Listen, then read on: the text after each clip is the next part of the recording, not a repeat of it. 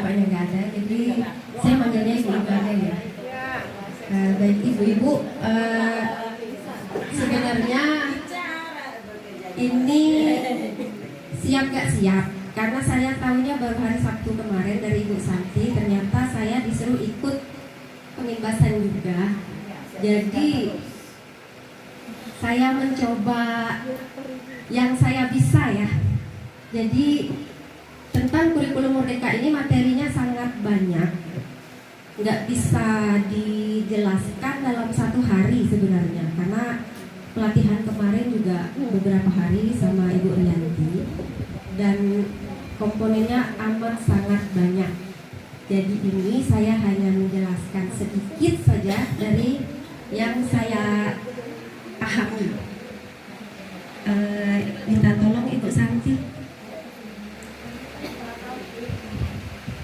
Klise sebenarnya ya, setiap pelatihan atau setiap ada materi kita pasti berbicara tentang pengertian. Jadi sekedarnya saja ini adalah pengertian dari kurikulum Merdeka, yaitu pembelajaran intrakurikuler yang beragam di mana konten akan lebih optimal agar peserta didik memiliki cukup waktu untuk mendalami konsep dan menguatkan kompetensi. Selanjutnya. Nah, di dalam kurikulum Merdeka SD kita mengenal fase bukan kelas. Jadi untuk K13 kita tahunya kelas 1, kelas 2, kelas 3 sampai kelas 6. Sama sih, masih tetap ada kelasnya, tetapi dibagi menjadi 3 fase, yaitu fase A, fase B, dan fase C, khusus SD. Fase A sendiri terdiri dari kelas 1 dan kelas 2, fase B-nya kelas 3 dan kelas 4, dan fase C-nya kelas 5 dan kelas 6. Setiap fase, jadi contohnya kelas 1 dan kelas 2, anak-anak yang tidak bisa membaca di kelas 1 itu tetap harus naik kelas di kelas 2, tidak bisa tinggal kelas karena dianggap fasenya belum selesai. Fasenya itu 2 tahun, jadi di kelas 1 dan di kelas 2. Setelah dia di kelas 2, guru kelas 2 itu berkolaborasi dengan guru kelas 1. Bagaimana caranya agar anak yang tidak bisa membaca itu nanti di kelas 2 dia bisa lancar membaca. Jadi guru kelas 1 dan kelas 2 itu bekerja sama, mencari solusi lah sepertinya. Tetap dengan kerjasama dengan orang tua, tetapi ada kerjasama antara guru kelas 1 dan kelas 2. Sama di kelas 3 dan kelas 4 juga gitu. Jadi di kelas 1, di kelas 3 dan di kelas 5 itu tidak naik kelas, harus naik. Nah terus, nanti saya jelaskan lagi, boleh? Selanjutnya, ya kita belum melaksanakan kurikulum Merdeka. Ini pengenalan biar nanti tidak kaget. Nah, proses pembelajaran di dalam kurikulum Merdeka tadi sudah dijelaskan, memuat tiga program, yaitu intrakurikuler, ekstrakurikuler, dan proyek penguatan profil pelajar Pancasila. Di dalam kurikulum 2013 kita mengenal intrakurikuler dan ekstrakurikuler, tetapi di dalam kurikulum Merdeka ada penambahan proyek penguatan profil pelajar Pancasila. Nanti akan dijelaskan lagi. Silakan. Nah, untuk intrakurikuler itu mungkin ada yang sudah tahu, ada yang belum tahu. Tapi sebenarnya intrakurikuler itu adalah kegiatan yang rutin kita laksanakan setiap hari dalam 1 minggu. Contohnya kegiatan pembelajaran, upacara, kultum, piket kelas juga, senam, SKJ kayak gitu ya. Yang jelas itu adalah kegiatan reguler yang selalu kita laksanakan setiap minggu. Itu adalah intrakurikuler. Selanjutnya Bu. Untuk kegiatan ekstrakurikuler, sepertinya semuanya sudah paham ya. Kegiatan di luar jam sekolah, bisa seni lukis, bisa karate, pramuka, seperti yang anak itu, menyanyi, vokal, mungkin ada rohis ya, untuk beberapa sekolah. Selanjutnya Bu Santi. Nah, ini untuk profil pelajar Pancasila.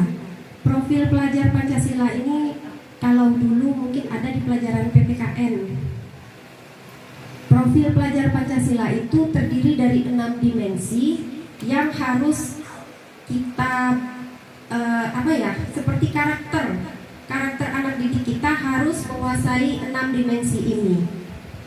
Nantinya akan diwujudkan dalam sebuah proyek. Proyeknya seperti apa? Panjang menjelaskannya, tetapi intinya di dalam satu semester, di dalam 1 tahun itu akan ada 2 proyek. Proyek itu seperti penilaian keterampilan kalau kita, tetapi penilaian keterampilan kan per mata pelajaran kalau di K13, tetapi untuk di kurikulum merdeka dia antar mata pelajaran, jadi bukan termasuk bagian di dalam penilaian keterampilan suatu mata pelajaran, tapi memang proyek yang akan menjadi nilai tugas penguatan karakter. Setiap proyek itu menyesuaikan dengan 7 tema yang memang sudah ditentukan. 7 tema, contohnya kearifan lokal misalnya, kita mengambil tema kearifan lokal. Untuk kearifan lokal, dia harus sesuai dengan daerah tempat sekolah kita tinggal. Untuk kearifan lokal, kita diminta untuk mendata apa sih prospek yang ada di sekitar kita. Jadi karena prospek di sekitar kita contohnya ada Bukit Dialova misalnya, Jembatan 12. Jadi proyek kita harus berhubungan dengan sungai atau danau, mungkin pertamanan dan sejenis itu untuk kearifan lokal ya, untuk tema kearifan lokal. Kita tidak bisa ujuk-ujuk membuat prakarya dari kulit kerang, tidak bisa, karena kearifan lokal di sekitar kita tidak ada pantai. Mungkin tidak sekolah yang ada di air hitam yang dekat dengan pasir padi bisa menggunakan proyek seperti itu. Tetapi setiap tema itu berbeda. Ada kewirausahaan, mungkin membuat prakarya. Kalau contoh Pak Bambang kemarin waktu saya pelatihan membuat itu tudung saji. Jadi proyeknya mulai dari mengenal bahan, membuat kemudian memasarkan. Itu proyek dalam 1 tahun ada 2. Jadi 1 semester itu 1 proyek. Selanjutnya,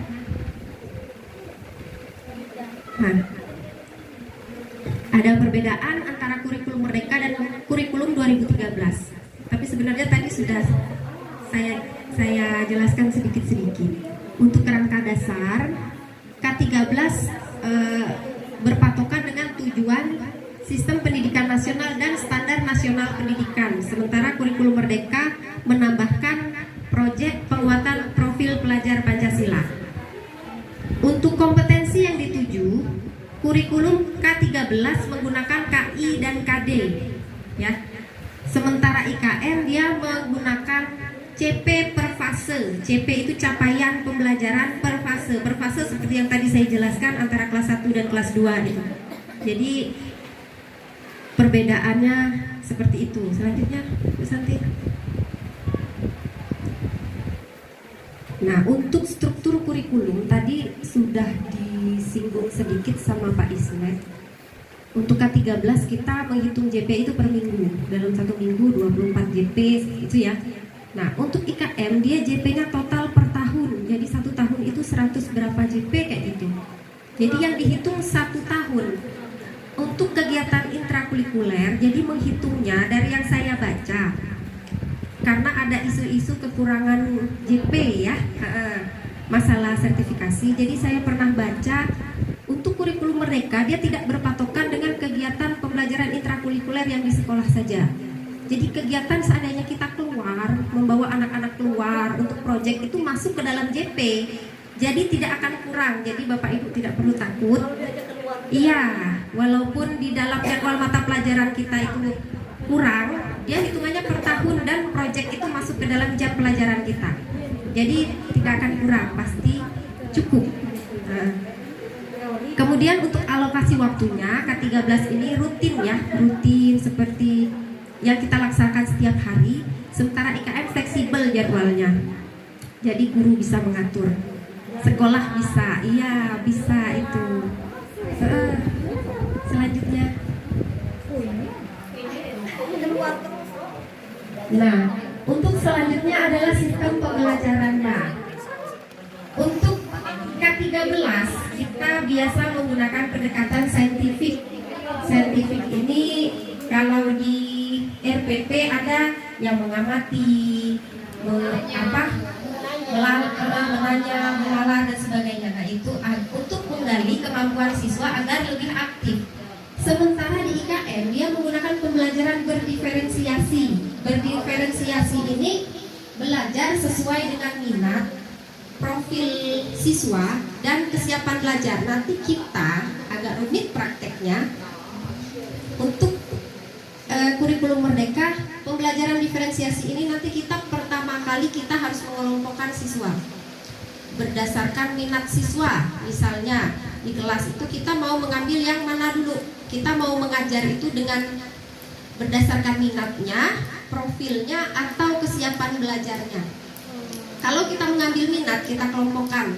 Misalnya siswa yang minatnya ke olahraga, siapa saja. Yang minatnya ke seni, siapa. Seperti itu. Nanti setelah dikelompokkan kita akan ketemu dengan 2 atau 3 kelompok. Kita mengajarnya satu tema yang akan kita ajarkan, satu materi itu dengan cara yang berbeda-beda sesuai dengan minat siswa. Jadi agak susah praktiknya. Iya, sesuai dengan minat siswa. Jadi kalau dia suka seni, bagaimana caranya kita mengajar pelajaran IPA misalnya atau pelajaran bahasa Indonesia itu dengan minat seni mereka itu, tetapi nyambung. Jadi dalam satu kelas kita tidak bisa mengajar berdiri di depan, mengajar anak-anak kita belajar hari ini perhatikan di depan, nggak bisa. Kita mesti berkelompok, kita ke kelompok ini, kelompok ini, kelompok ini. Nah seperti itu. Kemudian kalau profil belajar ini apa ya? Profil belajar ini siswa belajar dengan cara ada yang visual, ada yang audio visual, ada yang dari suara melihat gambar. Jadi kalau ada anak seperti contoh kasus di kelas berapa ya, kelas 3, yang anak yang tidak bisa membaca seperti Ibu Santi sudah dipraktekkan sepertinya. Anak yang tidak bisa membaca, maka kita harus audionya yang kita ajarkan. Kita berbicara, jadi tesnya kita tidak bisa menggunakan tes tertulis, tidak berlaku. Jadi lisan dia, kalau dia memang bisa ditanya, dia bisa menjawab, sudah nilainya itu. Kalau memang dia secara lisan dia bagus, nilainya berarti bagus. Walaupun dia bisa baca. Walaupun tidak bisa membaca. Iya, itu adalah profilnya. Kalau kesiapan belajar sama, seperti itu juga. Pokoknya dibagi per kelompok. Kemudian ada lagi untuk siswa yang sudah duduk di kelas 3 tetapi kesiapan belajarnya masih di kelas 1. Kita paham ya seperti itu ya. Dia sudah duduk di kelas 3 tetapi gaya belajarnya masih di kelas 1. Kita harus mengajarkan dia mata pelajaran yang dia mampu, yaitu pelajaran di kelas 1. Tidak bisa mengajarkan pelajaran yang ada di kelas 3 walaupun dia sudah duduk di kelas 3. Ya. Nah, jadi nanti kalau memang kita memang benar-benar menerapkan kurikulum merdeka, kita akan memberikan soal yang beraneka ragam. Iya, sesuai kemampuan siswa. Makanya disebut merdeka belajar, memang sesuai dengan keinginan siswa, bukan sesuai keinginan kita. Iya, benar-benar. Jadi benar-benar membuat. Jadi indikator kalau KKM ya, bahasa K13, KKM-nya nggak bisa sama antara siswa 1, siswa 2, siswa 3, siswa 4. Kalaupun nanti kita kasus siswa kelas 3 tapi kemampuannya ada di kelas 4, kita bisa mengajarkan dia pelajaran kelas 4 walaupun dia sudah masih di kelas 3. Seperti itu ya. Nah, selanjutnya tentang penilaian. Kalau penilaian secara garis besar sih mirip-mirip, tetapi untuk K13 kita ada spiritual, sikap itu dipisah ya, ada keterampilan pengetahuan dipisah. Sementara di K3 di kurikulum merdeka kembali menjadi satu seperti KTSP, tetapi tetap ada deskripsinya, tetap ada walaupun agak berbeda. Selanjutnya nah di sini ada perbedaan istilah yang sebenarnya artinya sama. nanti penyebutannya berbeda. Untuk prosem mungkin masih sama. Nanti di kurikulum Merdeka tidak ada silabus, tetapi bilangnya ATP. Jadi siapa tahu nanti ada yang kaget apa sih TP, ada ATP. Sampai sekarang saya juga masih belum paham cara membuatnya. Silabus itu ATP, tetapi formatnya itu nanti akan berbeda dengan silabus yang kita kenal di K13. Kalau KI tadi kita kenalnya dengan CP atau capaian pembelajaran. RPP itu dikenal dengan modul ajar. Jadi modul ajar yang ada di K13 itu berbeda dengan modul ajar yang ada di kurikulum Merdeka. Yang kita tahu modul ajar itu modul ya, isinya materi gitu ya. Nah, kalau di kurikulum Merdeka modul ajarnya itu ya RPP itu, pedoman kita untuk mengajar. Sebenarnya formatnya contohnya ada di aplikasi platform Merdeka Mengajar yang tadi dijelaskan sama Ibu Santi. Semuanya ada contohnya di situ. Contoh CP-nya ada, ATP-nya ada. Modul belajar yang jelas modul belajar ada, cuma itu kan orang-orang yang bisa dimodifikasi karena di situ juga seperti kalau di Pangkal Pinang SD 1 ya yang baru jadi sekolah contoh untuk Merdeka. Jadi guru-guru yang memang seperti kayak guru penggerak kemarin ada yang pakai Merdeka Mengajar. Nah itu guru-guru itulah yang disuruh untuk membuat tugas, membuat modul ajar dan kemudian di input ke aplikasi PMM ya. Jadi akan berbeda-beda, bisa di editnya, bisa dimodifikasi lagi. Kemudian KD itu jadi tujuan pembelajaran. Nanti di kurikulum Merdeka CP-nya cuma 1. Jadi tidak ada KI yang 3.1, 3.2, 3.3. Jadi KI-nya 1, tapi kalimatnya lumayan panjang. KI-nya 1, KD-nya berubah jadi tujuan pembelajaran. Tujuan pembelajarannya bisa berbeda-beda tergantung kita nanti mau mengajarnya seperti apa, tujuan pembelajaran kita. KKM berubah menjadi KKTP. Ini yang tadi berbeda setiap siswa. IPK atau indikator masih sama. Penilaian harian berubah jadi sumatif. Nanti kita nggak ada lagi PH, adanya sumatif. Ya, PTS jadi STS. Sebenarnya sama, cuma istilahnya saja yang berubah. PAS jadi SAS, indikator soal menjadi indikator asesmen, penilaian teman sejawat menjadi formatif.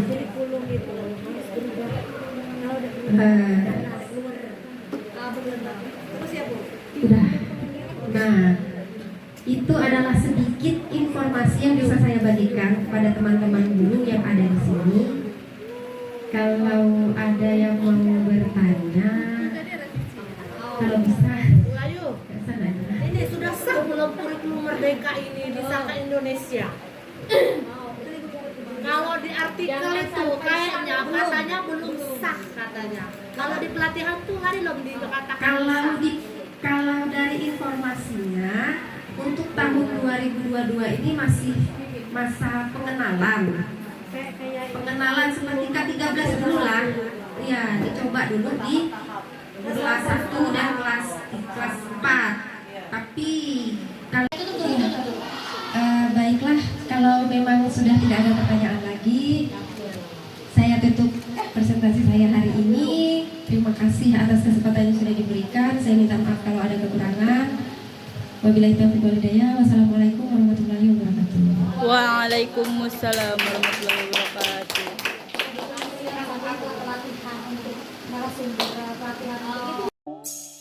Terima kasih, kau sudah mampir ke senang saya.